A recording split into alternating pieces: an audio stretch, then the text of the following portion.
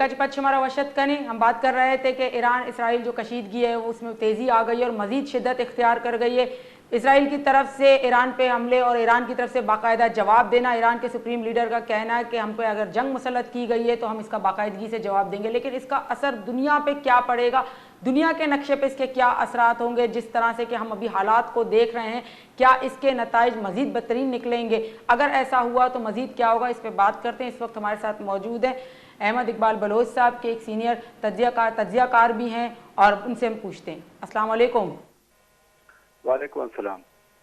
Sir आपको खुशामदीद कहते हैं प्रोग्राम में। सर आज हम बात कर रहे हैं इसराइल ईरान कशीदगी। पहले इसराइल की तरफ से फ़लस्तीन को निशाना बनाया गया कई सालों तक, उसके बाद ईरान। अब आप क्या समझते हैं कि इसराइल इस तरह पावरफुल हो चुका है कि हर कंट्री को निशाना बनाएगा, लेकिन ईरान की तरफ से उसका जवाब देना, तो आप इस दुनिया के नक्शे इस जंग को किस तरह से देख रहे हैं, इसके असरात क्या नजर आ रहे हैं?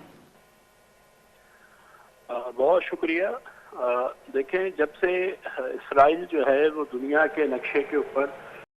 पूरा है तो दुनिया ने भी देखा और उन ममालिक ने देखा जो कि मुस्लिम कंट्रीज हैं कि इसराइल जो है वो एक दादागीर के तौर पर जो है वो एक्ट करता है और वो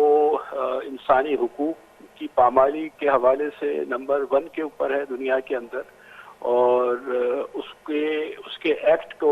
सिर्फ एहतजाज के हद तक हमने देखा दुनिया करती है, लेकिन अमली तौर पर जो है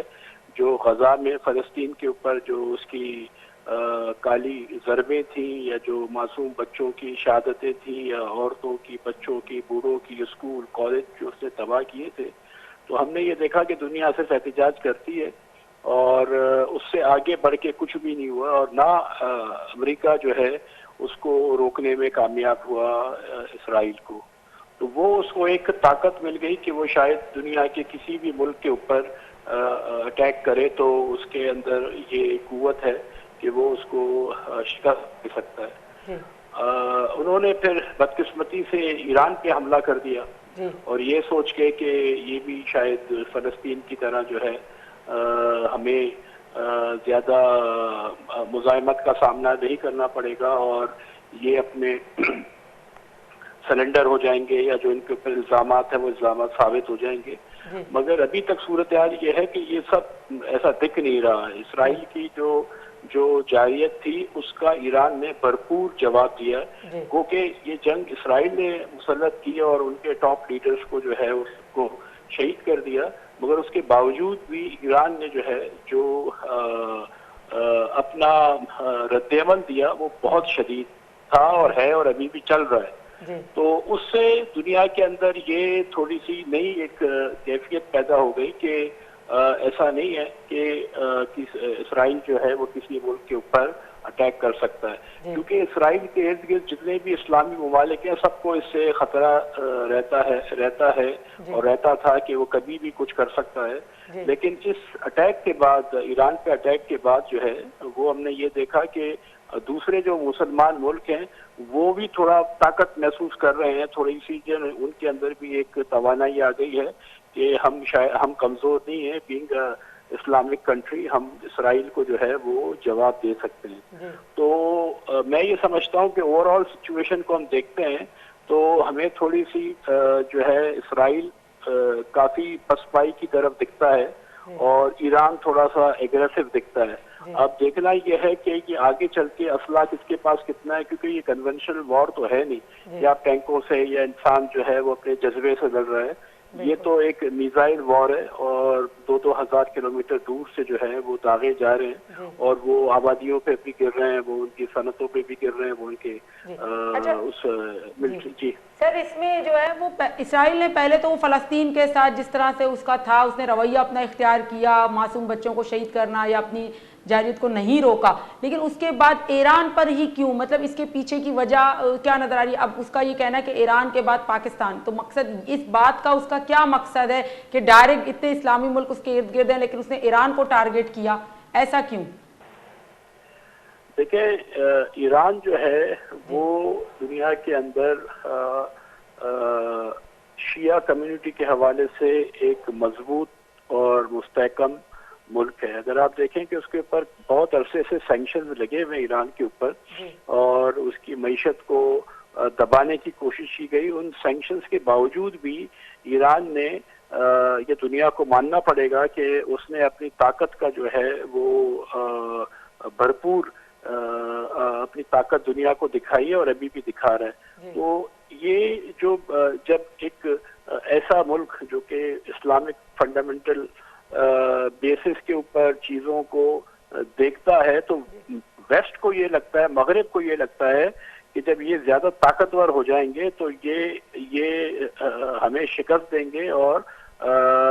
इस्लामी इनकलाब दुनिया के अंदर बर्पा हो जाएगा। अगर आप तारीख उठा के देखें तो जितनी भी सल्तनतें थी पुरानी,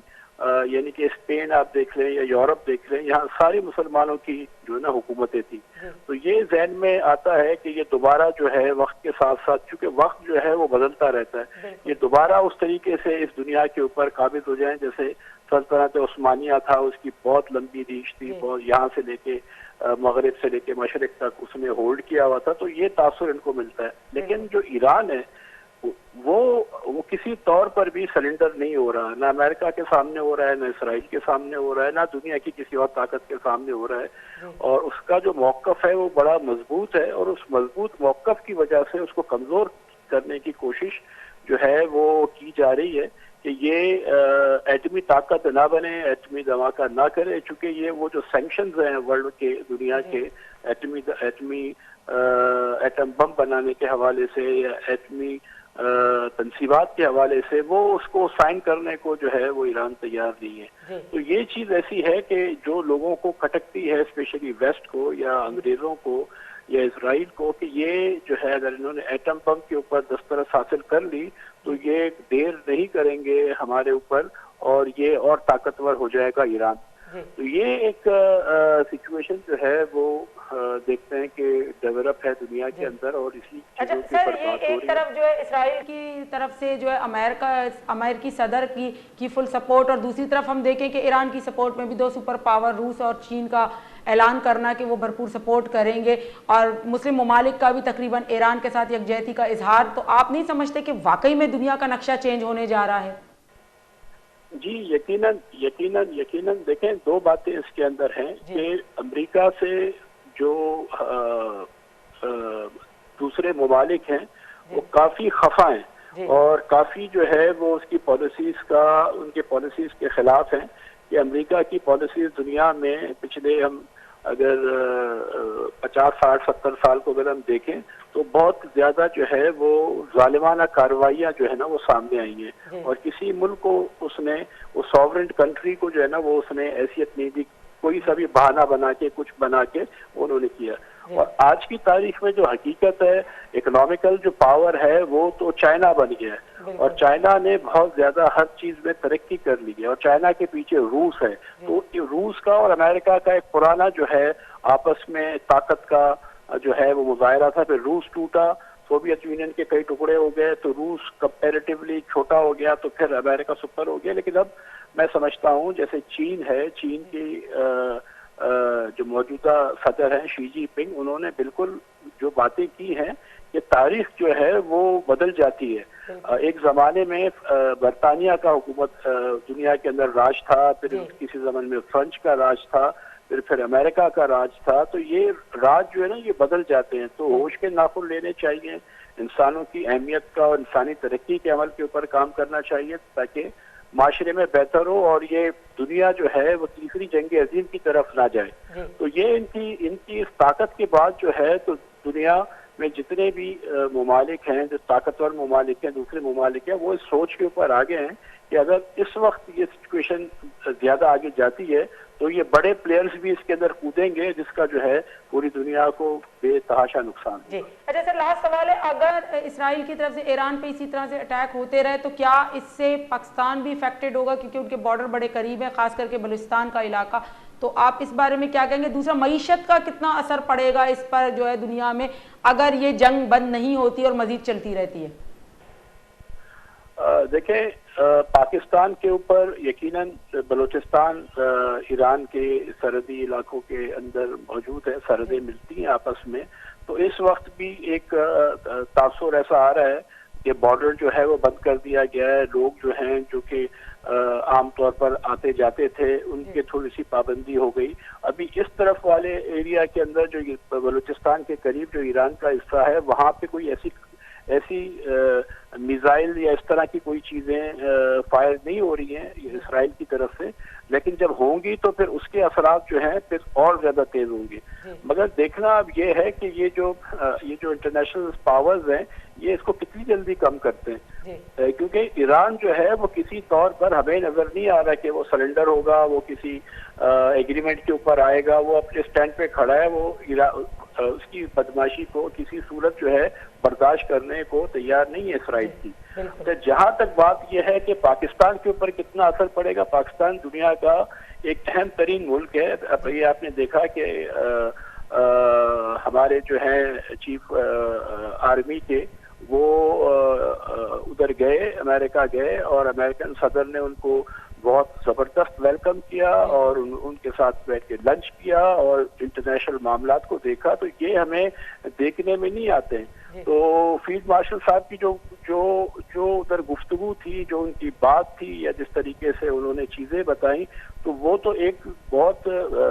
हौसला अफजा बात है कि उन्होंने अमन की बात की और जंग को जो है वो रोकने की बात की। और यही बातें जो हैं मीडिया पर भी आ रही हैं और इसके जो असरात हैं ये मेरे हिसाब से पाकिस्तान के ऊपर, क्योंकि पाकिस्तान एक इम्पोर्टेंट मुल्क है और हमेशा वॉर एंड टेरर के अंदर पाकिस्तान सबसे अव्वल में रहा है और बहुत ज्यादा कुर्बानियां हमने दी हैं। तो उस हवाले से अगर हम देखते हैं तो हमें अब सूरत हाल ये नजर आती है कि पाकिस्तान जो है वो मजीद मजबूत हो गया और जो सुपर पावर एक चाइना है वो भी हमारा दोस्त है और एक सुपर पावर दुनिया का इस वक्त अमेरिका है, उसने भी हमारे जो है आर्मी चीफ को, फील्ड मार्शल को जो है वो लंच पे बुलाया और उनके साथ इंटरनेशनल इश्यूज के ऊपर डिस्कस किया। तो आने वाले दिनों के अंदर अगर इसराइल जो है वो कंट्रोल में आ जाता है, इस वर्ल्ड लीडर्स के या मुमालिकों के प्रेशर में आ जाता है और ये मामलात फिर जो है वो नीचे की तरफ आते हैं, तो मैं समझता हूँ कि दुनिया के अंदर एक चेंज आ गया कि जो बैलेंस है, बैलेंस ऑफ पावर है, उसका जो है एक नया मीज़ान आएगा कि अब बैलेंस ऑफ पावर जो है वो कहाँ पर है, अमेरिका में है, चाइना में है, रशिया में है या दूसरे मुत्तहिद मुल्कों के अंदर है। तो ये एक चेंज अभी वक्त बताएगा कि ये किस तरीके से सामने आता है। जी बहुत बहुत शुक्रिया सर आपका, आपने हमें टाइम दिया, हमें ज्वाइन किया। यहाँ पे हमारे साथ मौजूद थे मोहम्मद अहमद इकबाल बलोच साहब के सीनियर एक तज्जियाकार हैं और उन्होंने बड़ी अच्छी बातें की, डिस्कस किया, पूरे वर्ल्ड के सिनेरियो को बताया कि अगर जंग नहीं रुकती तो इसके मज़ीद असरात क्या होंगे, अगर ये जंग को रोका जाता है तो मुज़ाकरात किस स्टेज पे होंगे, क्या ईरान जो है उसकी तरफ से मुज़ाकरात माने जाएंगे या नहीं माने जाएंगे, इसराइल जो है उसकी तरफ से क्या अमल आएगा, क्योंकि उसकी तरफ से धमकियां देना कि ईरान के सुप्रीम लीडर को खुलेआम धमकी देना कि किसी सूरत जो इनको रहने नहीं देंगे, और इस तरह से अलग अलग जो मुमालिक हैं आलमी बरादरी उनका अपना रोल प्ले करना, ये रोल किस हद तक सही साबित होगा, अगर ये मजीद बढ़ता है तो इसके मजीद नताइज क्या निकलेंगे। मजीद बात करेंगे, यहाँ लेते हैं एक ब्रेक के बाद आते हैं।